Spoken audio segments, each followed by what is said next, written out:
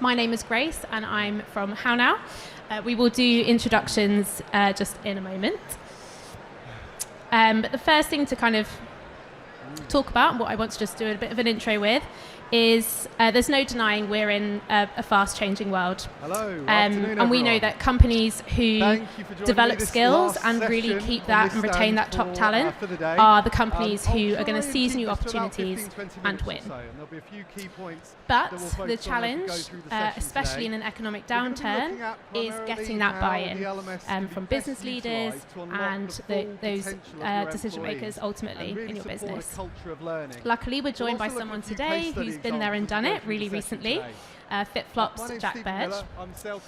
And not only is the economic crisis a huge challenge for all of us at the moment, but we also need to remember that nobody likes change. In fact, 72% of people would rather keep things the same than experience any kind of change, whether it brings a positive outcome or not. And we might be creatures of habit, but the cost of inaction can be fatal. Sometimes, and I think this might speak to a lot of us here, people can only see the risk of change. And there are 4 types to look out for when building your kind of L&D business case. Performance risk. Is this going to work for me and my company? Are we ready for this? Financial risk. Is this going to cost me more money than I expected? Is the implementation journey going to go on longer than expected? Opportunity risk. What if I put loads of resource into building this platform and it takes effort away from other areas of my business? And of course, potentially most importantly, personal and social risk. I've spent all my budget on this platform. What if nobody likes it? What if nobody uses it? That's not going to look great for me and my L&D team. So if you think about all of these risks, it's no surprise that people don't like change. So how can we create a business case to get buy-in and positively create change in our business? And this is where Jack comes in and his expertise.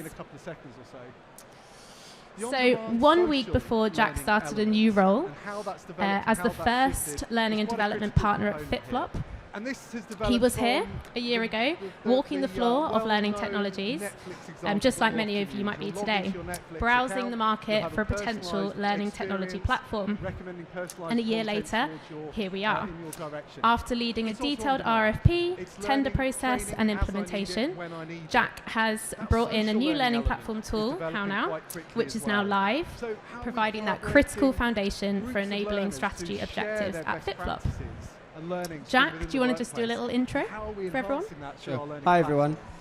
It's an interesting experience to be sitting up here when 1 year ago I was walking around these halls with a bag that then filled to the brim of goodies and filled far to the brim too quickly because I was walking around these stores saying I was in the market for a new learning platform. So obviously for a lot of the sales guys around here, I was basically walking around with a big dollar sign on my head. And I'm really pleased to be in a position where, after getting the concept of driving a learning strategy at FitFlop, who I'm sure some of you may know as one of the leading ergonomic footwear designers, sorry how I now need to get the plug in just for a minute, on the market, it was great to now be in a position 1 year later where we've started implementing that learning strategy and learning culture at FitFlop. But with a company that's relatively young and where I was the first L&D person, the way to get that buy-in had to be through talking in a language that people were familiar with when they're not fully invested in learning and in HR technologies, learning technologies, that sort of thing. Cool, thanks Jack. And as I said, my name is Grace. I'm a customer success manager at HowNow. I'm actually Jack's customer success manager. Yeah, that's my intro. It's much quicker than yours, Jack.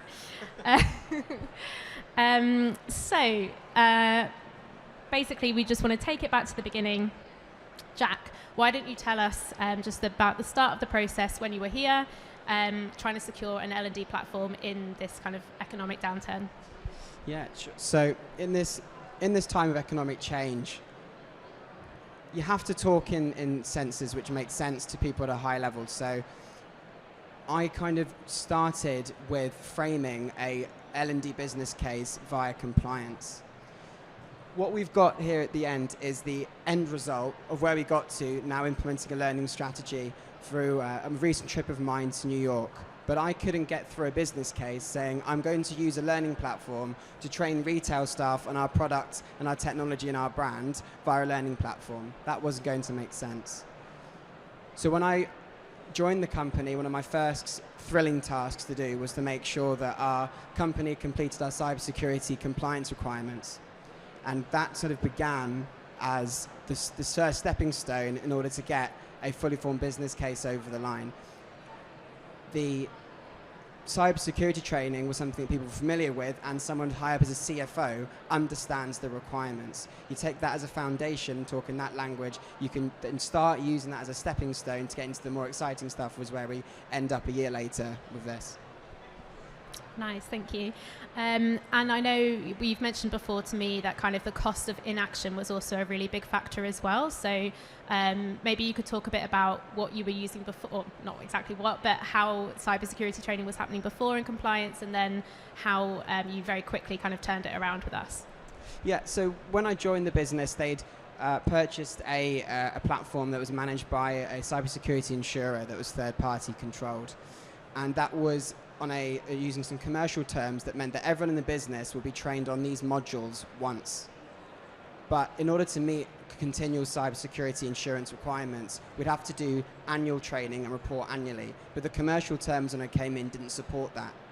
So it meant that when starting to build the financial sense of how this is going to work, you point out the commercial terms were not going to work for us, and that it was unsustainable we've got people coming and going every single month, in order to make sure that we had regular training of our people. Essentially what the insurers wanted to see was that we were training people as they come into the business, not just in one go, but the commercial terms didn't support that.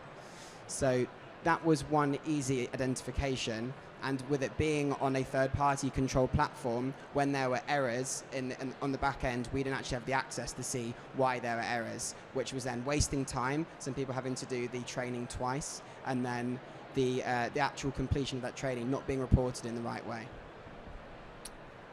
And obviously compliance was kind of your easy way in, I suppose, but when you first got to FitFlop, and obviously it's a brand new role there, what other kind of challenges in L&D did you identify at FitFlop?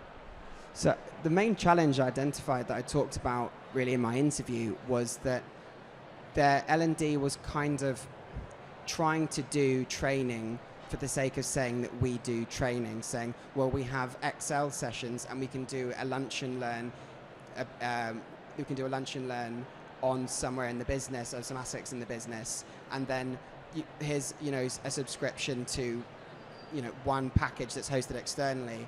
But then I talked about an interview saying, well, where is this tied to where you want to grow as a business? Now, before getting too far ahead of myself, I said in my interview, if you want to do this properly and report against progress and engagement, you need to then tie it to something that's managed internally, in-house. And talking to my boss at the time, the chief people officer, saying that a learning platform provides a foundation. It doesn't solve your problems. It's a foundation as a tool to start building a culture which grows the people as a business financially grows. Yeah, absolutely. And I think we've talked a bit before about how, and I've had other customers too who kind of see buying a platform to solve all their problems, and actually coming in with we need it for this day one use case, and in Jack's case that was compliance, and then you can think about the grander things in the future. And I remember you saying before as well with your kind of your people manager, like compliance obviously is important for everyone, but in terms of your CPO, what were kind of his goals for L&D? The goals really for L&D was to be a place where someone coming into FitFlop knows that it's a place where they can grow. We want to be competitive and have a competitive learning development package for other retailers and for other competitors in the market. We want to attract, obviously, the greatest talent, and we want to make sure that our L&D package means that we can promise our people developmental opportunities. The one thing that the CPO is always saying, and that I can't agree with more, is that you can't actually grow a business without growing the people as well. If you've got goals to go up here, but with skill sets that remain here, it's not actually going to work, maybe in the heads of the people at the top, but there's got to be that developmental journey that both encourages people to join the business, but then also incentivizes those in the business to grow themselves and take themselves along that same journey that a company wants to financially grow in.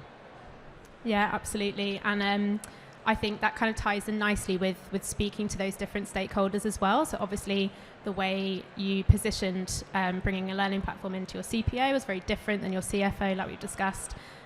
Almost like we talked about it being like a Trojan horse. You come in, get your foot in the door, compliance, but then it opens so many opportunities for other areas of the business. Yeah. And there's opportunities for growth and learning, not like a bunch of like murderous Greeks.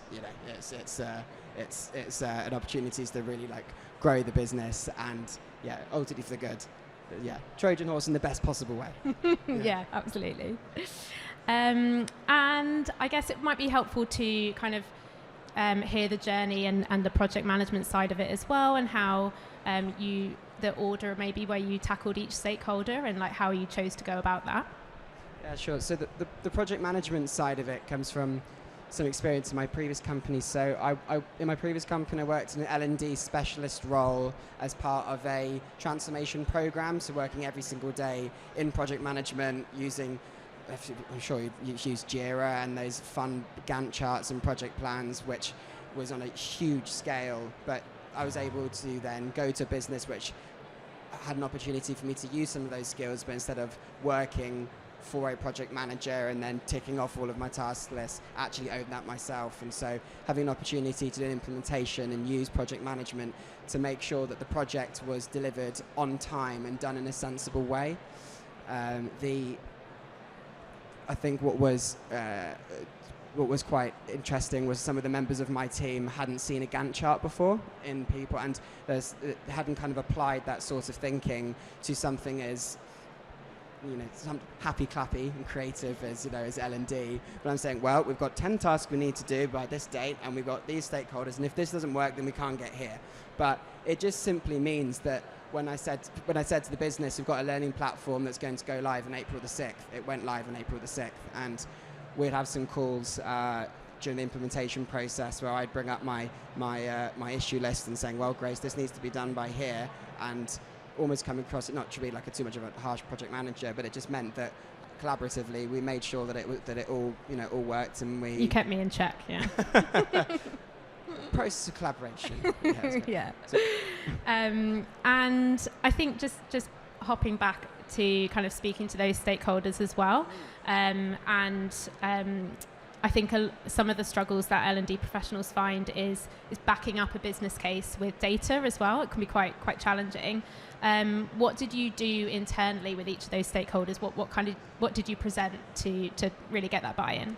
Sure. So some of the data that I used was kind of in the language that I was presenting to our C-suite that they'd understand, and the data to kind of make things clear was, well, number one, the cost of licenses per users where the commercial terms didn't make sense, i.e. we had purchased one license per user, but the commercial terms actually meant that we couldn't transfer licenses between people. And I said, well, this is going to cost you X amount if you want to keep purchasing one license every time someone joins the business, and then saying, if we purchase it in this way and run our compliance training in this way with a platform that comes with this whole library of content, including, crucially, cybersecurity training, then we're going to make cost savings here. But also showing some of the numbers that were quite motivating and here is the cost of a fine as defined by our insurers if we don't actually meet our cybersecurity training. Now, these are numbers which aren't particularly exciting. It's not ones which are saying about growth of people, because if I took some generic data from the market, it wouldn't speak to the C-suite in the same way, because we're a business that's still relatively young, and they don't necessarily talk that same language of what does learning engagement mean? What does growth? I could pull some generic stats for saying, using a learning platform, we can engage people X% more. But for FitFlop, we have to talk language of data which made sense to the people in that room. And so I didn't actually use some of the data which is out there on the markets for those which understand it, that working in learning space, but talking some financially motivating data. But when talking to the CPO, for example, who understands that world, we'll then talk about more of it in a qualitative sense about the benefit of growing people and some of the benefits that we can have that isn't just motivated by the financial bottom line. Yeah, I think keeping it simple is a good message here. I think, as you say, just using the numbers at FitFlop is what speaks to the C-suite, and just not having paralysis by analysis and kind of shoving a load of stats. So yeah, getting that foundation in place. I like it. And could you just talk us through kind of the RFP process as well? How did you approach that? So after I'd finished at the Learning Technologies conference with my big bag full of freebies that I had to lug home, and obviously getting some of the business cards, which I still find quite interesting. People still use business cards, but lots of business cards from vendors booking in demos. I then narrowed down after demos to 5 vendors that I wanted to go to RFP with, and then stated to all of them at the same time that I've written up a request for proposal document outlining our project aims, which were to obviously deliver annual cybersecurity training and have a competitive L&D package as kind of 2 basics, and with detailed technical requirements that I knew that I wanted, things like self-creation, things like languages, things like being able to assign content to groups, integrate with a HRIS system, integrate with an SSO, making sure that's in the RFP so that when we go further, then those technical requirements are met by the platform that we're purchasing. And then after that, we had booked some project demonstrations with key stakeholders. So with members of our IT team and members of basically my boss in the people team, the CPO, and then did some hands-on testing before a final decision and moving on to implementation after final decision. Nice. The scoring criteria yeah, is what you're after. Ask, yeah. So when doing the presentation about which platform I was going to go for and which vendor, I put together a simple table with a number of scoring criteria against it. So some of them were some fact-based, i.e. The quality, the content that was available on the platform. So for HowNow, it was 4,000 plus online courses. With other vendors, it was X number of courses. I was trying to get the specific numbers of how much we're purchasing with a license. But then things that I kind of picked up through engaging with each vendor. So customer service experience, things like engagement with other vendors, so having a look at their other customers. So I could see on there that Depop had used it before, and obviously we're kind of aligned with what Depop are doing as well. But then also things like a UI rating. So when I walked around here, I just have a look at user interface rating, just out of 5 in my head, just always to give a view of saying, does this look like a platform that people actually may want to use, rather than like something that looks really dated. And then I'd also have a look, and then I also did a kind of like a view of the UI rating and the vendors. And so when I put my choices in, put it in orders, ranked orders, but then a justification of each choice to then say I've scored each vendor on the same criteria, here's my thinking against it. So it just kind of shows there wasn't much recency bias and that I've spoken to this vendor most recently, I want to go for this one. Nice. And of course, we're both red, so that was the... Well, you kind of found this out. It was the platform that just showed red, so with FitFlop match, so, but we don't want to tell the C-suite that. Okay, sorry. And I think obviously a big thing that L&D professionals struggle with is those internal objections as well, whether it's pushback around bandwidth, are we ready for this, can we afford it, is anyone going to use it? Did you experience any objections at FitFlop? Simply no, because I talked in the language of cybersecurity compliance, which is we just need to do this. And framing a learning platform to those to that section of the business meant that there weren't objections, but rather the question we got wasn't more of an objection, it was a question as in, what is a learning platform? So it was more like, we don't not want this, we just don't know what it is, and what does it do? But it was more in the hands of, if we're going to purchase this for this goal, then that makes sense. But then with the chief people officer, she just wanted to make sure from the people perspective that we're not just buying something for cyber training, we are doing it also to meet our people strategy at the end. So yeah, and we talked about how now our learning experience platform, and is there any other reasons you kind of chose to go down that route rather than a traditional LMS? Yeah, well, part of it is to do with the eyeball test, in that when I looked at HowNow as an LXP, it kind of looked more modern from other systems which I'd used in other businesses. And as a retail company, as a fashion company, the people are much more engaged with slick, look at modern looking systems. And now the look of a system may not mean as much to very large global organizations which are used to using old systems, but if we're implementing something for the first time, people want something that looks familiar, which looks quite modern. And I find that HowNow kind of looks like Netflix and Disney Plus in a way, so it kind of, there's that familiarity in the user experience, and it just means that when people log in, they're not confounded by, something that looks like it's from, Windows XP or from decades ago. So it has landed relatively well. And finally, I guess, just reflecting on the implementation process, obviously you launched nearly a month ago now. What do you think kind of worked well, and what kind of learnings came out of that? From an implementation point of view for day one, content testing beforehand was absolutely key. So with HowNow and the HowNow Plus subscription, we get this vast catalogue of content. Testing out the content beforehand and then sending it for verification to our in-house SME was really key for making sure that the day one use case made sense. So for cybersecurity training, it went to a head of IT. He tested it through, says, yes, this matches what we need to do. And then having that verified and promoted for day one was absolutely crucial.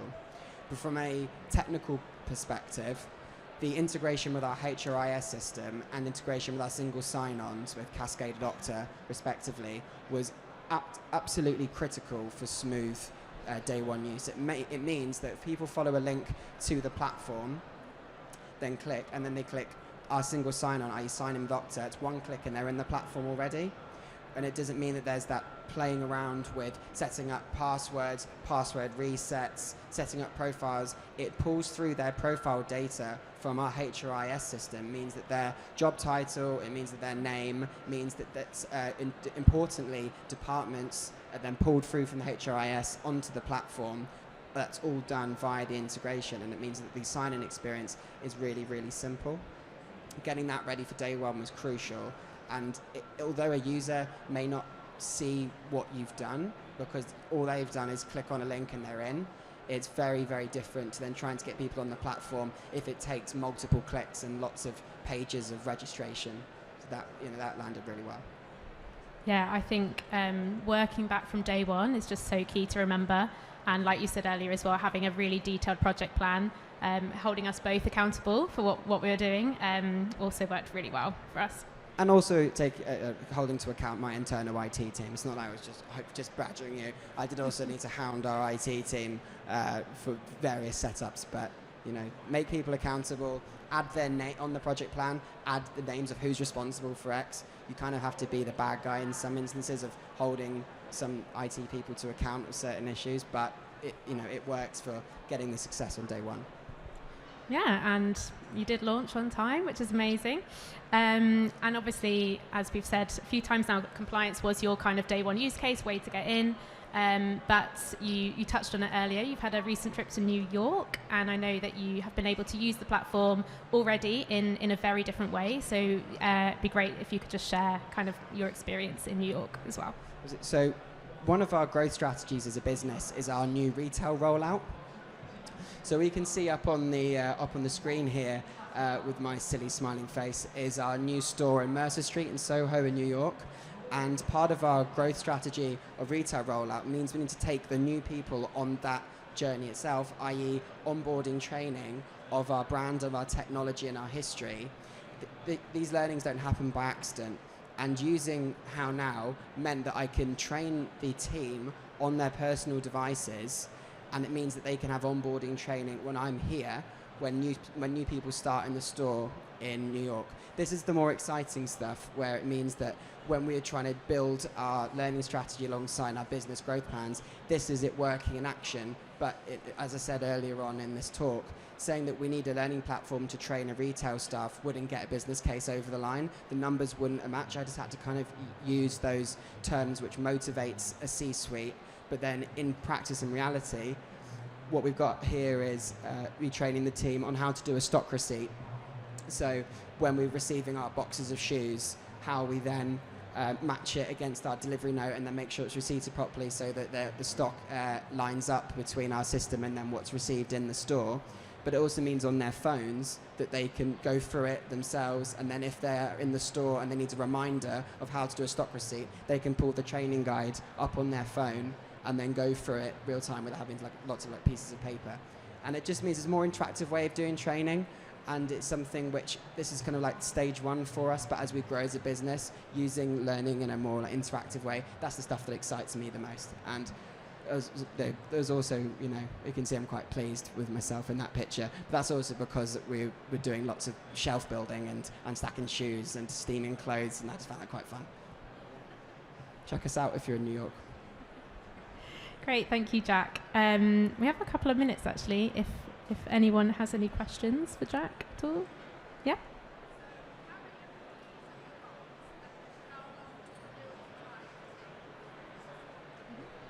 So the question was, how many employees do we have at FitFlop? And how long was implementation? How big did the system need to be to accommodate the... Yeah.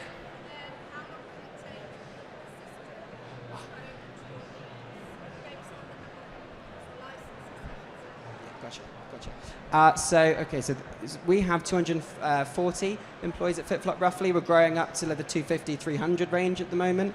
From access to the system was on the 1st of December 2022, and we went live on April the 6th. So yeah, roughly 4 months. So that was also including Christmas, and I also had 2 weeks off in that time, which I did build into the project plan, almost like a big grey block in the implementation plan saying, I am on holiday, we're not going to do anything here. It's actually really helpful knowing that, yeah. Generally we say 2 to 3 months really, ready for launch.